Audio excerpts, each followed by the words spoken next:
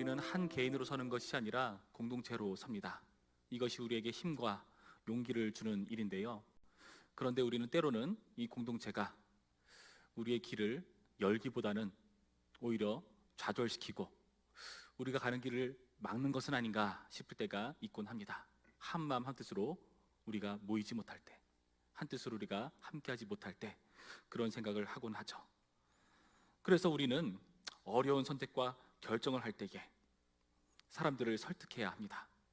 사람들을 설득해서 이 일이 정당한 것이고 함께 나가 짊어져야 되는 것이 마땅한 일인 것을 그 사람들에게 잘 설명해 줘야 되고요. 그래서 그들이 그게 맞구나 하는 그런 인정을 받아야 하죠. 그런데 그렇게 마음을 돌이키게 하고 함께 한 뜻으로 나아갈 때에 우리는 어떻게 하게 되는가 하면은 그 설득한 사람을 계속해서 눈치를 살피게 되어 있습니다. 혹여나 중간에 돌이키면 어떡하지? 마음이 바뀌면 어떡하지? 그런 걱정을 할 때가 있죠. 우리가 가정을 살펴볼 때에 가족 안에서도 그런 일이 비일비재하게 나타납니다. 특히 자녀들에 관해서 그러합니다. 자녀들이 부모가 정해놓은 그 길을 따라가는 것을 늘 따라가지는 않죠. 특히 사춘기에 접어들면은 개인이 점점 발달해야 되는 시기이기 때문에, 개인의 의식이 발달하는 시기이기 때문에 부딪힐 때가 많습니다. 그들을 설득하고 간신히 함께 길을 떠나고 여행 계획을 하고 이런 모든 과정을 해나가는 과정에서 눈치를 살피게 됩니다. 얘네들이 잘 따라올 수가 있을까? 내가 여기서 한마디 더 하면 그들에게 꼰대로 비추는 것은 아닌가 하는 그런 생각을 하기 마련이죠. 이런 일은 가정뿐만 아니라 교회에서도 우리가 속해 있는 어떤 공동체든지 일어나는 일이라 할 수 있을 것입니다. 사람의 눈치를 살피고 계속해서 신경 쓰게 되는 그런 일들. 그런데 우리가 읽은 오늘 본문에서는 하나님께서 우리의 눈치를 살피지 않고 오히려 주도적으로 일을 이끌어 가시는 모습을 확인해 볼 수가 있는데요. 하나님께서는 어떠하셨습니까? 모세에게 일을 맡기실 때에 모세를 잘 설득하고 계속 설명하시고 계속 그 마음을 돌이키게 하기 위해서 계속해서 썰전을 펼쳐오시지 않았습니까? 그런데 드디어 모세가 마음을 잡죠. 그래서 어떻게 일이 펼쳐지는가 하면 모세는 드디어 애굽행을 결정하고 있다는 것입니다. 18절 말씀 보시면 장인의 허락을 받고 있습니다. 그래서 장인으로부터 평안히 가라 하는 말을 듣게 되고요. 그리고 20절 말씀을 보시면 그의 아내 아들들을 데리고 그리고 하나님의 지팡이를 가지고 이제 애굽행을 떠나는 모습, 이 모든 과정을 보면서 모세가 드디어 준비를 하는구나 하는 모습을 살펴볼 수 있습니다. 그리고 이 모든 과정 가운데 하나님께서 모세가 잘 준비할 수 있도록 계속해서 관여하시는 모습을 살펴볼 수가 있죠. 19절 말씀 보실까요?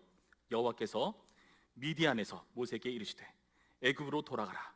네 목숨을 노리던 자가 다 죽었느니라. 모세가 불안했던 요소들, 자기를 죽이려 하는 그런 세력이 있는 것을 하나님께서 이제 알려주십니다. 다 죽었다. 그러니 안심하라. 모세를 안심시키는 모습을 보여주고 계시죠. 그리고 21절 이하의 말씀을 보시면 어떻게 하고 계십니까? 여호와께서 모세에게 이르시되 네가 애굽으로 돌아가거든 내가 네 손에 준 이적을 바로 앞에서 다 행하라. 행할 일을 말씀해 주시죠. 그리고 22절 말씀을 보시면 너는 바로에게 이르기를 여호와의 말씀에 이스라엘은 내 아들 내 장자라. 내가 네게 이르기를 네 아들을 보내주어 나를 섬기게 하라 하여도 네가 보내주기를 거절하니 내가 네 아들 네 장자를 죽이려 하시다 하라 하시니라. 바로에게 일러야 될 말, 행동과 해야 할 말을 알려주고 계시는 하나님. 모세가 그 일을 잘 준비하고 잘 실행할 수 있도록 도우시는 하나님의 모습으로 나타나고 있습니다. 드디어 준비하는 모세, 이 과정에 관여하셔서 준비시키시는 하나님의 모습. 그런데 이 과정에서 우리가 이해할 수 없는 장면을 목격합니다. 24절 말씀이죠. 이렇게 되어 있습니다. 모세가 길을 가다가 숙소에 있을 때에 여호와께서 그를 만나사 그를 죽이려 하신지라. 여기서 이해할 수 없는 표현이 나오죠. 하나님께서 모세를 그렇게 열심히 설득하시고 그 모든 준비를 이루게 하셔서 드디어 모세도 이제 준비하는 모습을 보여주고 있었는데, 그러면 어떤 부분에 있어서는 하나님께서 모세의 눈치를 살피면서 얘가 마음을 돌이키면 안 되는데 때로는 모세에게 좀 힘을 실어주기도 하고 모세 입장을 잘 이렇게 이해해주기도 하고 그래야 될 필요가 있어 보이는데, 오늘의 모습에서는 모세를 죽여야 하는 이상한 모습을 보여주고 있습니다. 그 이유가 무엇이라고 밝혀져 있습니까? 25절부터 보실까요? 십보라가 돌칼을 가져다가 그 아들의 포피를 베어 그의 발에 갖다 대며 이르되 당신은 참으로 내게 피 남편이로다 하니 여호와께서 그를 도와주신다. 그때의 십보라가 피의 남편이라 함은 할례 때문이었더라. 모세를 죽이려 하신 하나님의 뜻은 무엇이었습니까? 할례 때문이었습니다. 할례 문제 때문에 모세를 죽이려 하셨던 하나님. 그래서 그 가족의 일원이었던 아들의 포피를 뱀으로써 이것을 십보가 모세의 발에 갖다 댐으로써 피남편이라는 선포를 하고 난 이후에 그 이후에야 그 모세를 놓아주시는 모습. 할례가 뭐길래 하나님께서 이처럼 다른 것들은 다 양보하시고 설득하시고 그 모든 과정을 이루셨음에도 불구하고 이것을 다 취소시킬 만큼 모세를 죽여야 될 만큼 중요한 것인가? 여러분, 우리는 이 생각을 함께 가져봐야 됩니다. 여러분, 할례는 무엇입니까? 창세기 17장 말씀에 보시면 할례가 처음 생겨났을 때의 모습을 보여주고 있는데요, 아브라함이 하나님께 대한 믿음을 저버리게 되고 나중에 하나님께서 아브라함에게 다시 나타나십니다. 나는 전능한 하나님이다. 무슨 뜻이죠? 왜 너 나 못 믿냐? 나 전능한 하나님이야. 그러면서 그에게 할례를 해야 될 것을 약속시키시고 그 할례를 대대로 이어가야 되는 것을 말씀해 주십니다. 그래서 그 할례를 행하지 않는다면은 하나님의 언약을 배반한 것으로 치부하시고 그를 죽이시겠다고 말씀하시는 모습이 창세기 17장에서 등장합니다. 할례는 무슨 뜻입니까? 하나님께서 우리와 맺은 약속을 절대로 취소시키지 않으신다. 그것을 몸에 새기는 거죠. 자기 몸을 새김으로써 생식기의 그 표피를 제거함으로써 하나님의 생명과 뜻은 우리 인간적인 어떠한 것에 달려있지 않고 하나님께 달려있다. 이것을 자기 몸에 새기는 것, 여러분, 이것이 할례이지 않습니까? 그리고 할례라고 행하면서 아브라함의 이름이 아브라함으로 바뀌고 사라의 이름이 사라로 바뀌면서 정체성이 바뀌죠. 하나님의 언약 백성으로서 관계 맺은 사람으로서 그 삶이 변화되는 그 모든 과정을 보여주는 것이 바로 할례입니다. 그것이 정말 중요하다는 것은 하나님께서 말씀하고 계시죠. 그리고 이전에 모세에게 하나님께서 무엇이라고 말씀하셨습니까? 우리가 읽은 바와 같이 이스라엘은 내 아들, 내 장자다라는 말씀을 지금 모세에게 주고 계시지 않습니까?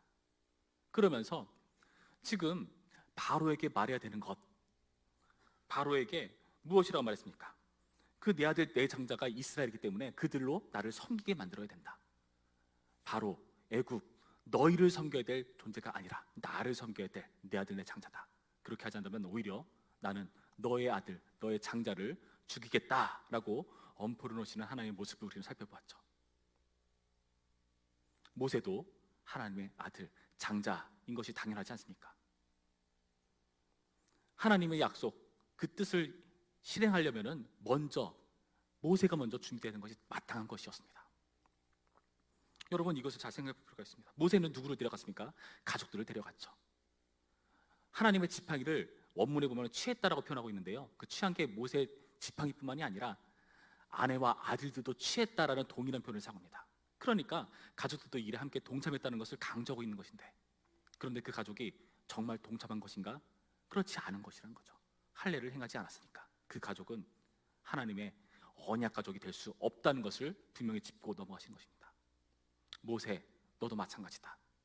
내 아들, 내 장자하려면 먼저 나의 언약을 네 몸에 새겨야 된다. 너희 가족들의 몸에 새겨야 됩니다.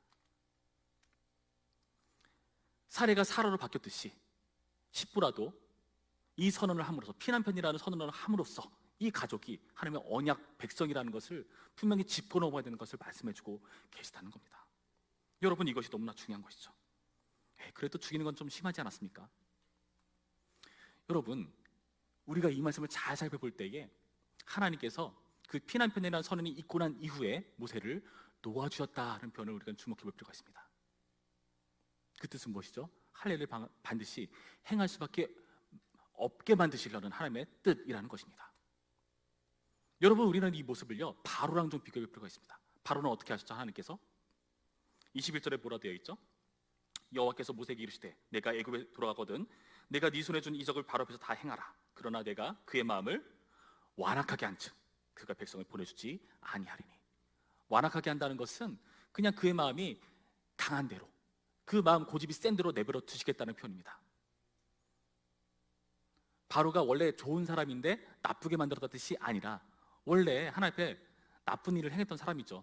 그의 자녀들을 괴롭게 만든 사람이었으니까요. 근데 그것을 그대로 내버려 두겠다 말씀하시는 겁니다. 로마서 1장의 표현에 의하면요, 하나님께서 그 죄악된 사람들을 심판하실 때 어떻게 하시는가 하면은 그 죄악된 가운데 그냥 내버려 두시는 편으로 등장하는 것을 살펴봅니다. 그 죄악 가운데 그냥 내버려 두심으로써 더 죄를 짓게 만드시는 하나님의 심판, 바로는 지금 그 심판을 받고 있는 것입니다. 완악하게 놔두심으로써, 그렇게 하심으로써.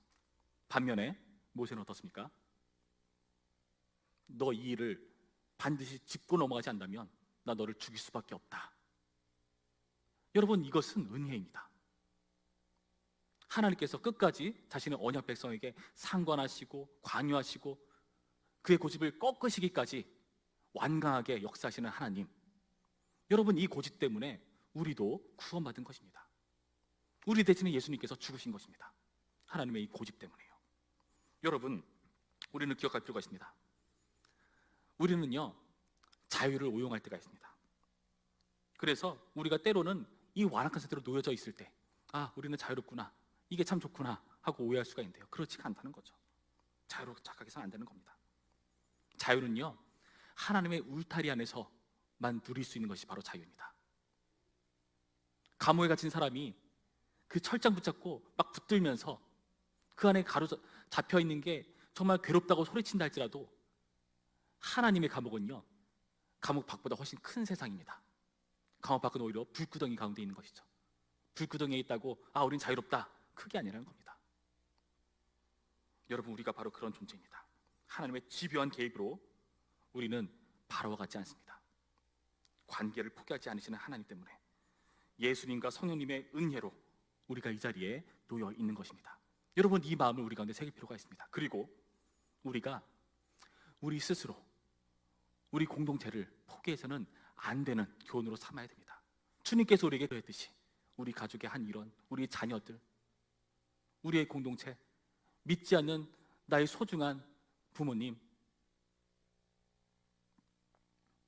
여러분, 우리도 이것을 포기하면 안 됩니다.